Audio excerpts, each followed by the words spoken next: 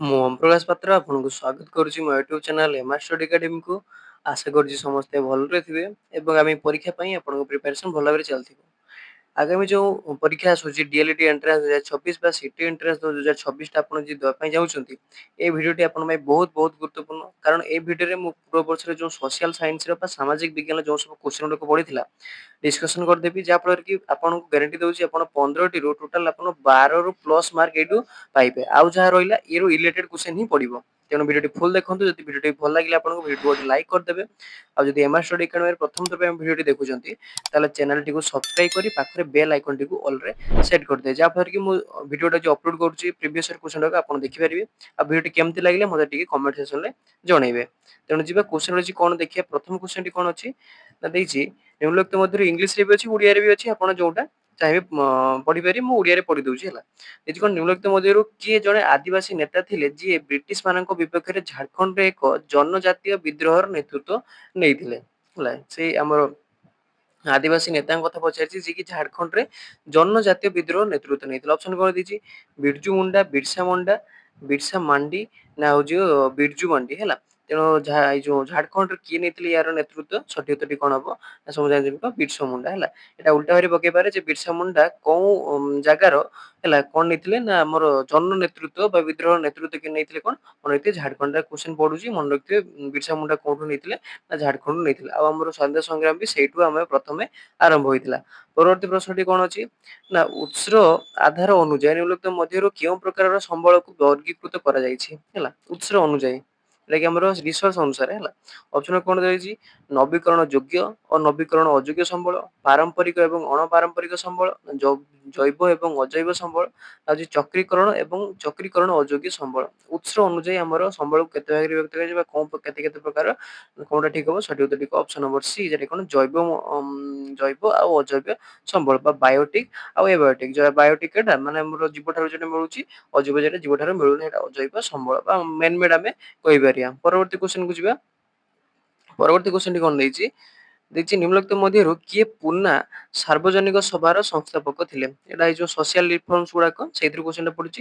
ପୁନା ସାର୍ବଜନିକ ସଭାର ସଂସ୍ଥାପକ କିଏ ଥିଲେ। ଅପସନ ଗୁଡେ କଣ ଅଛି ରବୀନ୍ଦ୍ରନାଥ ଟାଗୋର, ଦାଦା ଭାଇ ନାରୋଜି, ମହାଦେବ ରାନାଡେ ନା ହଉଛି ଦେବେନ୍ଦ୍ରନାଥ ଟାଗୋର।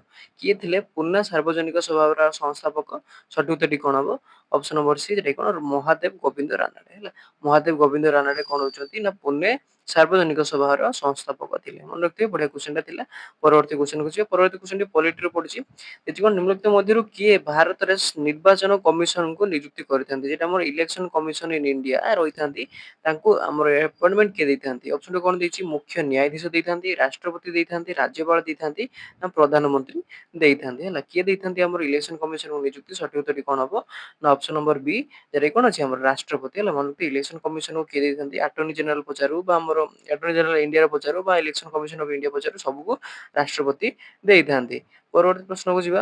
ପରବର୍ତ୍ତୀ ପ୍ରଶ୍ନ ଯେ ଅଛି କଣ ନିମ୍ନଲିଖିତ ମଧ୍ୟରୁ କିଏ ମୌଳିକ ଅଧିକାର ଗୁଡିକ ଉପରେ ଏକ ଅ ଉପସମିତିର ଅଧ୍ୟକ୍ଷ ଥିଲେ। ହେଲା, ଯୋଉ ଆମର ଫଣ୍ଡାମେଣ୍ଟାଲ ରାଇଟ ର ହେଲା ଯେତେବେଳେ ଆମର କନଷ୍ଟିଟ୍ୟୁସନ ତିଆରି ହେଇଥିଲା, ହେଲା ସେତେବେଳେ ଯୋଉ ଆମର ମୌଳିକ ଅଧିକାର ଗୁଡାକ ଥିଲା ତାର ନେତୃତ୍ୱ କିଏ ମାନେ ଅଧ୍ୟକ୍ଷ କିଏ ଥିଲେ। ଅପସନ କଣ ଦେଇଛି ଜେ ବି କୃପଳାନୀ ଥିଲେ, ପଣ୍ଡିତ ନେହେରୁ ଥିଲେ, ରାଜେନ୍ଦ୍ର ପ୍ରସାଦ ଥିଲେ ନା ବି ଆର ଆମ୍ବେଦକର ଥିଲେ। ହେଲା, ଏଟା ବି କନଷ୍ଟିଟ୍ୟୁସନାଲ କ୍ୱେଶ୍ଚନ ପଡିଲା। ଫାର୍ଷ୍ଟ ଯୋଉ କନଷ୍ଟିଟ୍ୟୁସନ ତିଆରି ହେଇଥିଲା ସେଇ ଉପରେ କ୍ୱେଶ୍ଚନଟା ଅଛି। ଏର ସଠିକ ଉତ୍ତରଟି କଣ ହବ ନା ଅପସନ ନମ୍ବର ଏ, ଯେଟା କି ଜେ ବି କୃପଳାନୀ। ମନେ ରଖିଥିବେ ଜେ ବି କୃପଳାନୀ ମୌଳିକ ଅଧିକାର ଉପରେ ମାନେ ସମସ୍ତଙ୍କୁ ଯେମିତି ଆମର ଡ୍ରାଫ୍ଟ କମିଟି ଯୋଉ ଥିଲା ଆମର ତିଆରି କରିବାରେ, ତାପରେ କିଏ ଥିଲେ ଆମର ଡକ୍ଟର ବି ଆର ଆମ୍ବେଦକର। ହେଲା, ସେମିତିଆ ସବୁ ସେଟା ଟିକେ ଦେଖି ଦେଇଥିବେ। ହେଲା, ମୁଁ ତ ଡିସ୍କସନ କରିଦେଇଛି, ଆପଣ ଯଦି ଦେଖିନାହାନ୍ତି ଟିକେ ଦେଖି ଯାଆନ୍ତୁ ପଲିଟିର ଯୋଉ କ୍ୱେଶ୍ଚନ ଗୁଡାକ ଉପରେ। ହେଲା, ତ ମନେ ରଖିଥିବେ ମୌଳିକ ଅଧିକାର ବା ଫଣ୍ଡାମେଣ୍ଟାଲ ରାଇଟ ଯଦି ପଚାରେ ତାହେଲେ କଣ ହବ ଜେ ବି କୃପଳାନୀ ହବ। ତାରି ଉପରେ ସେ ଅଧ୍ୟକ୍ଷତା କରିଥିଲେ। ପରବର୍ତ୍ତୀ ପ୍ରଶ୍ନକୁ ଯିବା। ପରବର୍ତ୍ତୀ ପ୍ରଶ୍ନ ଅଛି କଣ ବର୍ତ୍ତମାନ ସମୟରେ ଭାରତ ସମ୍ବିଧାନର କେତୋଟି ମୌଳିକ କର୍ତ୍ତବ୍ୟ ଅଛି, ଫଣ୍ଡାମେଣ୍ଟାଲ ଡ୍ୟୁଟି ଆମର କେତେଟା ରହିଛି। ଅପସନ କଣ ଦେଇଛି 9ଟି ଅଛି, 10ଟି ଅଛି, 12ଟି, 11ଟି। ଆମର ମୌଳିକ କର୍ତ୍ତବ୍ୟ ଫଣ୍ଡାମେଣ୍ଟାଲ ଡ୍ୟୁଟି ଆମର କେତେଟି ଅଛି, ସଠିକ ଉତ୍ତରଟି କଣ ହବ ନା ଅପସନ ନମ୍ବର ଡି, କଣ 11ଟି। ମନେ ରଖିଥିବେ ଆମର ମୌଳିକ କର୍ତ୍ତବ୍ୟ କେତେଟା ଅଛି ନା 11ଟି ଅଛି। ପରବର୍ତ୍ତୀ ପ୍ରଶ୍ନକୁ ଯିବା। 10ଟା ଥିଲା ତାପରେ ଆମର ଯୋଉ ଶିକ୍ଷା ଯେ ଆମର ଫ୍ରି ଆଣ୍ଡ କମ୍ପଲସରି ହେଇଗଲା ମାନେ ପ୍ୟାରେଣ୍ଟସ୍ ମାନଙ୍କୁ ପୁରା ସେଟା ବାଉଣ୍ଡ ଯେ ଆମର କର୍ତ୍ତବ୍ୟ ହଉଛି ପିଲାଙ୍କୁ ଶିକ୍ଷା ଦେବା 6 ରୁ 14 ବର୍ଷର ପିଲାଙ୍କୁ ସେଟା ଆମର ଜୁଡିଗଲା ତାପରେ ଆମର 11ଟା ହେଇଗଲା। ପରବର୍ତ୍ତୀ ପ୍ରଶ୍ନକୁ ଯିବା ପଚାରି ପାରେ ଲାଷ୍ଟରେ କୋଉଟା ଏଡ୍ ହେଲା ତେଣୁ ସେଥିପାଇଁ କହିଦେଲି ପରବର୍ତ୍ତୀ କ୍ୱେଶ୍ଚନକୁ ଯିବା। ନିମ୍ନଲିଖିତ ମଧ୍ୟରୁ କେଉଁ ଦେଶର ମଡେଲକୁ ରାଜ୍ୟପାଳ ନିଯୁକ୍ତି ପାଇଁ ଭାରତ ସମ୍ବିଧାନରେ ଆପଣେଇଛି ହେଲା ଏଟା ବି ସେଇ କନଷ୍ଟିଟ୍ୟୁସନରେ ତିଆରି ହେଲା ଆମର ଯୋଉ କୋଉ ଦେଶରୁ ଅଣାହେଇଛି ବହୁତ ଅଲଗା ଅଲଗା ଦେଶରୁ ଅଣାହେଇଥିଲା କୋଉ ଦେଶରୁ ଆମର ରାଜ୍ୟପାଳଙ୍କୁ ନିଯୁକ୍ତି କରିବା ପ୍ରୋସେସ ଟା ଅଣାହେଇଛି ଅପସନ କଣ ଦେଇଛି ଫ୍ରାନ୍ସରୁ ଅଣାହେଇଛି କାନାଡାରୁ ଅଣାହେଇଛି ୟୁନାଇଟେଡ ଷ୍ଟେଟ୍ ଅଫ ଆମେରିକାରୁ ଅଣାହେଇଛି ନା ୟୁନାଇଟେଡ କିଙ୍ଗଡମରୁ କୋଉଠୁ ଆମର ଯୋଉ ରାଜ୍ୟପାଳଙ୍କର ଯୋଉ ନିଯୁକ୍ତି ହେଇଥାଏ ତାର ପ୍ରୋସେସ ଟା ଅଣାହେଇଛି ସଠିକ ଉତ୍ତରଟି କଣ ହବ ନା ଅପସନ ନମ୍ବର ବି ଏଠି କଣ ଅଛି କାନାଡା ମାନେ କାନାଡାର ଆମର କଣ ଅଛି ନା ରାଜ୍ୟପାଳଙ୍କ ନିଯୁକ୍ତି ଯୋଉ କେମିତି ପ୍ରୋସେସ ର ହବ ସେଇଟା ଅଣାହେଇଛି। ପରବର୍ତ୍ତୀ କ୍ୱେଶ୍ଚନକୁ ଯିବା।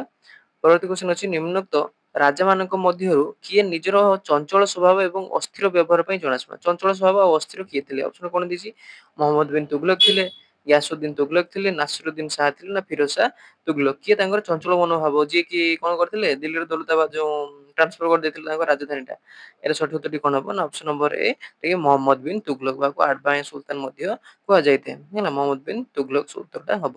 ପରବର୍ତ୍ତୀ ପ୍ରଶ୍ନକୁ ଯିବା ପରବର୍ତ୍ତୀ ପ୍ରଶ୍ନଟି ଅଛି ନିମ୍ନଲିଖିତ ମଧ୍ୟରୁ କେଉଁଠି ସର୍ବପ୍ରଥମେ ପାଖାପାଖି 2 ଲକ୍ଷ ବର୍ଷ ପୂର୍ବେ ପ୍ରକଟ ହୋଇଥିଲା ନିମ୍ନଲିଖିତ ମଧ୍ୟରୁ ମାନବର କେଉଁ ପ୍ରଜାତିକୁ ଆଧୁନିକ ମାନବ ବୋଲି କୁହାଯାଇଥାଏ ଯୋଉଟା କି 2 ଲକ୍ଷ ବର୍ଷ ପୂର୍ବ ମଣିଷ ଏଠି ଆସିଥିଲା କିନ୍ତୁ ଯୋଉ କୋଉ ପ୍ରଜାତିକୁ ଆଧୁନିକ ମାନବ ଆମର ଯୋଉ ମଡର୍ଣ୍ଣ ମ୍ୟାନ କୁହାଯିବ ଅପସନ କରିଦେଇଛି ବାନର କୁହାଯିବ ହୋମୋ ହାବିଲସ କୁହାଯିବ ପୁରାତନ ପ୍ରସ୍ତର ଯୁଗର ମନୁଷ୍ୟ କୁହାଯିବ ନା ବିବେଚିତ ମାନବ ଜାତି ବୋଲି କୁହାଯିବ ହେଲା ୟାର ସଠିକ ଉତ୍ତରଟି କଣ ହବ ନା ଅପସନ ନମ୍ବର ଡି ଯେଟା କି ବିବେଚିତ ମାନବ ଜାତି ବା ହୋମୋ ସାପିଏନ୍ସ ହେଲା ଏଠି ଓଡିଆରେ ଟ୍ରାନ୍ସଲେଟ କରାଯାଇଛି ହୋମୋ ସାପିଏନ୍ସ ଯଦି ଅପସନ ଥିବ ହୋମୋ ସାପିଏନ୍ସ ଟା ଠିକ ହବ which of the following option is also known as the modern human ମାନେ ଏବେ ଯୋଉ ଆମେ ରହୁଛୁ ସେଇ ହ୍ୟୁମାନ ମାନଙ୍କର ନାଁ କଣ ମାନେ ସାଇଣ୍ଟିଫିକ ନେମ ଟା କଣ ହବ ହୋମୋ ସାପିଏନ୍ସ ବୋଲି ହବ ଟ୍ରାନ୍ସଲେଟ ହେଇଛି ବୋଲି ସେମିତି ଦେଖାଯାଉଛି ହେଲା ପରବର୍ତ୍ତୀ ପ୍ରଶ୍ନକୁ ଯିବା ନିମ୍ନଲିଖିତ ମଧ୍ୟରୁ କେଉଁଠି ଏକ ସୁପର କଣ୍ଟିନେଣ୍ଟ ଥିଲା ଯାହାକି ପାଖାପାଖି 300 ମିଲିୟନ ବର୍ଷ ପୂର୍ବରୁ ମିଳିଥିଲା କୋଉଟା ଗୋଟେ ସୁପର କଣ୍ଟିନେଣ୍ଟ ଆଉ ସୁପର କଣ୍ଟିନେଣ୍ଟ ମାନେ କଣ ଆପଣ ଜାଣିଥିବେ ଯେତେବେଳେ ଆମର ସ୍ଥଳ ସବୁ ଜଳଭାଗ ଥିଲା ଦିଟା ସ୍ଥଳଭାଗ ଥିଲା ଗୋଟେ ହଉଛି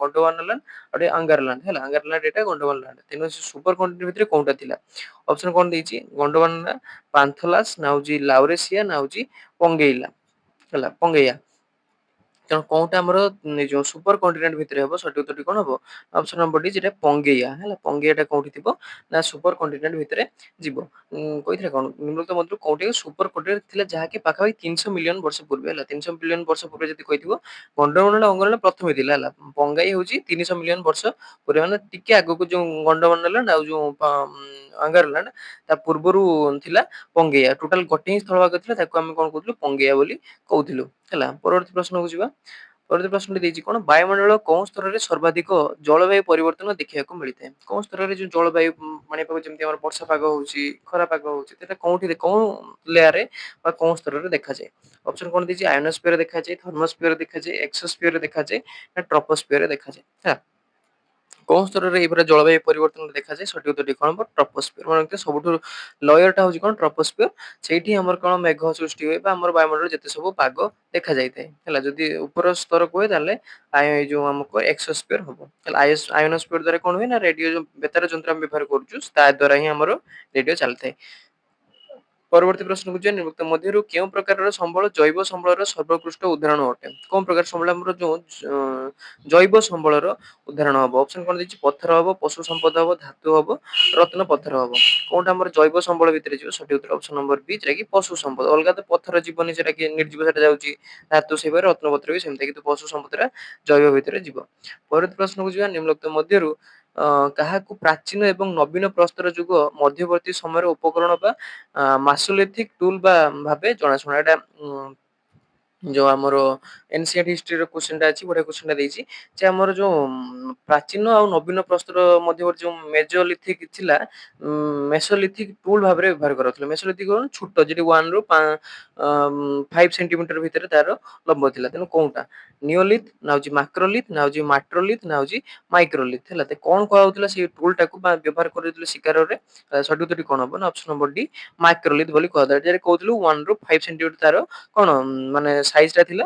ମାଇକ୍ରୋ କଣ ପାଇଁ ନା ଛୋଟ ମାନେ ଛୋଟ ଭାବରେ ଘଷିକି ଧାର କରୁଥିଲେ ପଥର ଭାବରେ, ଯୋଉଟା କି ପ୍ରାଚୀନ ଆଉ ନବୀନ ପ୍ରସ୍ତର ଭିତରେ ଯେ ମାସୋଲିଥିକ ଜାଗାରେ ମାନେ ସମୟରେ ସେ ଜାଗାଟାକୁ ମାନେ ସମୟଟା କଣ କରୁଥିଲା ମେସୋଲିଥିକ କଲା, ଆଉ ସେଥିରେ ଯୋଉ ଟୁଲ ଗୁଡାକ ବ୍ୟବହାର କରୁଥିଲେ ମାଇକ୍ରୋଲିଥିକ ବୋଲି କୁହାଯାଉଥିଲା ହେଲା। ପରବର୍ତ୍ତୀ ପ୍ରଶ୍ନକୁ ଯିବା। ପରବର୍ତ୍ତୀ ପ୍ରଶ୍ନ ହେଉଛି ପୃଥିବୀର ଉତ୍ତର ମେରୁ ଏବଂ ଦକ୍ଷିଣ ମେରୁକୁ ଯୋଗ କରୁଥିବା କାଳ୍ପନିକ ରେଖାକୁ ନାମ କଣ? ଉତ୍ତର ଆଉ ଦକ୍ଷିଣ ହେଲା, ଉତ୍ତର ଦକ୍ଷିଣ ଉପରଟା ହଉଛି ନର୍ଥ, ତଳଟା ସାଉଥ, ଏପଟା ଇଷ୍ଟ, ଏଟା ୱେଷ୍ଟ। ଉପର ଆଉ ତଳକୁ ଯୋଗ କରୁଥିବା ରେଖାଟା କଣ କହିବା? ଅପସନ କଣ ଦେଇଛି? ଅକ୍ଷାଂଶ କହିବା, ସମାକ୍ଷୀୟ ରେଖା ସମୂହ କହିବା, ବିଷୁବ ରେଖା କହିବା ନା ଦ୍ରାଘିମା କହିବା? ଏହାର ସଠିକ ଉତ୍ତରଟି କଣ ହବ? ଆମେ ଦ୍ରାଘିମା କହିବା ବା ଲଙ୍ଗିଟ୍ୟୁଡ କହିବା। ମନେ ରଖିଥିବେ, ନର୍ଥ ରୁ ସାଉଥ କହିବା ମାନେ ଲଙ୍ଗିଟ୍ୟୁଡ, ଆଉ ଇଷ୍ଟ ରୁ ୱେଷ୍ଟ ଯଦି କହିବ ତାହେଲେ ଲାଟିଟ୍ୟୁଡ, ବା ଏଟା ହବ ଦ୍ରାଘିମା, ଏଟା ହବ ଅକ୍ଷାଂଶ। ମନେ ରହିବ, କେବେ କନଫ୍ୟୁଜ ହେବେନି। ପରବର୍ତ୍ତୀ କ୍ୱେଶ୍ଚନ କୁ ଯିବା। ପରବର୍ତ୍ତୀ ପ୍ରଶ୍ନ ଦେଇଛି କଣ? ପୃଥିବୀର କେଉଁ ବିନ୍ଦୁରେ ଦୁଇଟି ମଧ୍ୟ ଦିନ ରେଖା ମଧ୍ୟରେ ଦୂରତା ସର୍ବନିମ୍ନ ଅଟେ ହେଲା।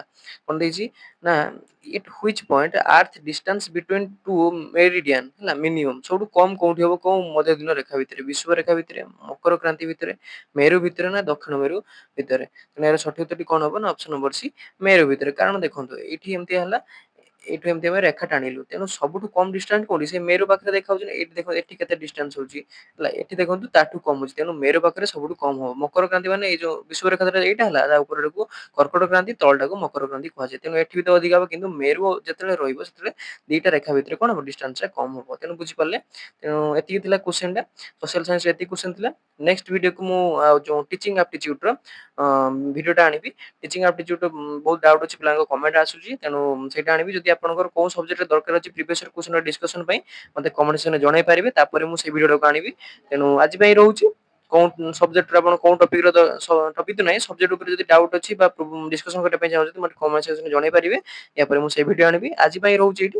ଭିଡିଓଟି ଭଲ ଲାଗିଲେ ଯଦି ଭିଡିଓକୁ ଲାଇକ୍ କରିଦେବେ, ଚ୍ୟାନେଲଟିକୁ ସବସ୍କ୍ରାଇବ କରିଦେବେ, ଆଉ ପାଖରେ ବେଲ ଆଇକନଟିକୁ ଅଲରେ ସେଟ୍ କରିଦେବେ। ଆଉ ଯଦି ୟାର ପିଡିଏଫ ଦରକାର ଅଛି ଫୁଲ, ମୁଁ ୟାର teaching aptitude, English, grammar, science ସବୁ କ୍ୱେଶ୍ଚନ ଗୁଡାକ ଯଦି ଦରକାର ଅଛି, ମୁଁ ଡେସକ୍ରିପସନ ଟେଲିଗ୍ରାମ ଲିଙ୍କ ଦେଇଦେବି। ସେଠି ଯାଇକି ଆପଣ ଦେଖିପାରିବେ, ଡାଉନଲୋଡ କରିକି ପ୍ରାକ୍ଟିସ କରିପାରିବେ। ତେଣୁ ଆଜି ପାଇଁ ରହୁଛି, ନୂଆ ଗୋଟେ ଭିଡିଓରେ ଦେଖା ହବ। ସେଥିପର୍ଯ୍ୟନ୍ତ ରହୁଛି, ଧନ୍ୟବାଦ।